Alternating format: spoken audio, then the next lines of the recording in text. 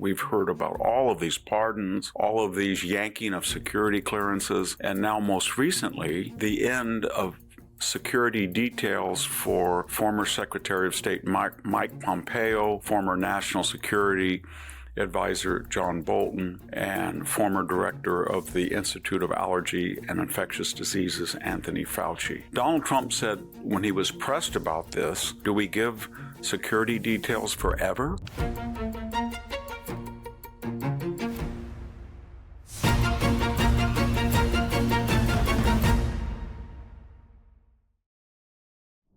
Hello, this is Victor Davis Hanson for the Daily Signal. In this first 2 weeks of the Trump new tenure, there's just been a flurry of news and disinformation. We've heard about all of these pardons, all of these yanking of security clearances, and now most recently, the end of security details for former Secretary of State Mike Pompeo, former National Security Advisor John Bolton, and former director of the Institute of Allergy and Infectious Diseases, Anthony Fauci. And let's cut through all of the hysteria and look at a few constant themes in all of these cases. Donald Trump said when he was pressed about this, aren't you worried that you may be culpable if any of them are harmed, since supposedly right-wingers don't like Fauci and the Iranians are mad at Bolton and Pompeo? And he said, do we give security details forever? And then he pointed out in the case of John Bolton and Anthony Fauci that they're quite wealthy people, and they made a lot of wealth while they were in office. Anthony Fauci and his wife were probably the highest paid couple in the federal workforce, perhaps nearing $1 million in annual compensation. John Bolton had his own political action committee that traditionally raised $7 million a year, and his blockbuster bestseller, a tell-all book damning the person who hired him, made him a lot of money. It's not true of Mike Pompeo. He did not cash in. There's another thing to remember. Donald Trump will do more to keep Pompeo and Bolton safe by confronting Iran. And he already has told Iran that they are going to be held responsible, not just for threatening Bolton's life or Pompeo's, but his life.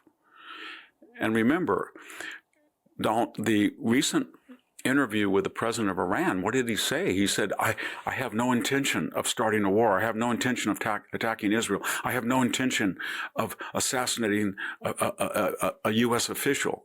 Why that change in attitude? It's because Donald Trump has given them an ultimatum, and that will ensure the safety of not only Bolton and Pompeo, but Trump himself. And then there's the other question. Donald Trump was almost shot twice with supposedly the most impressive security detail in the world. So nobody can be completely protected. And so let me get back to another point. In the case of Anthony Fauci, he has his own resources, as I said, to protect himself. His detail was scheduled to run out anyway at the end of his tenure. It was inaugurated by Joe Biden and paid for within the budget of Health and Human Services and the NIH. So it wasn't Donald Trump that came in and said to Anthony Fauci, I'm going to expose you to danger. All of us in this public sphere, every pundit, every op-ed writer, college press, all of us have received threats, existential threats. And I can attest that I have. And so it's part of the game when you get into the political arena. There's one other factor.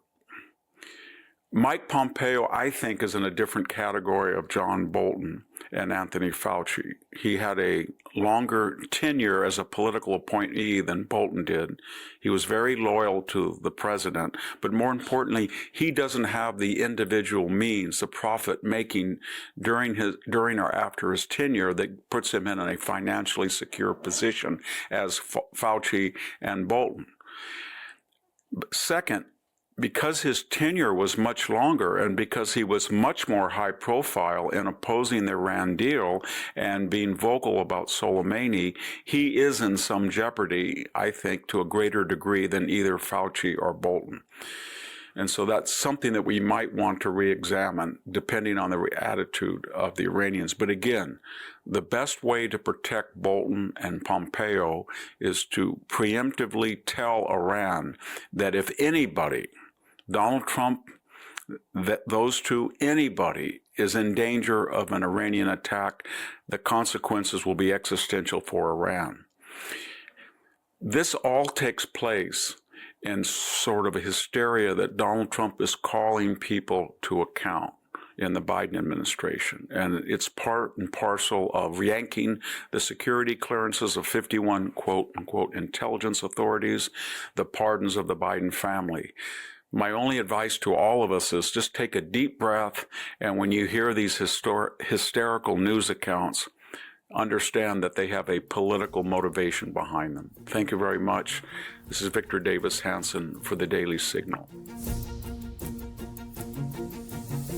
Thank you so much for tuning in today. Please subscribe to the Daily Signal for our next episode. Maybe you can check out my own website at victorhanson.com for podcasts, lectures, ultra series behind a paywall, but more importantly, just daily columns that are accessible and free to everyone. Thank you very much.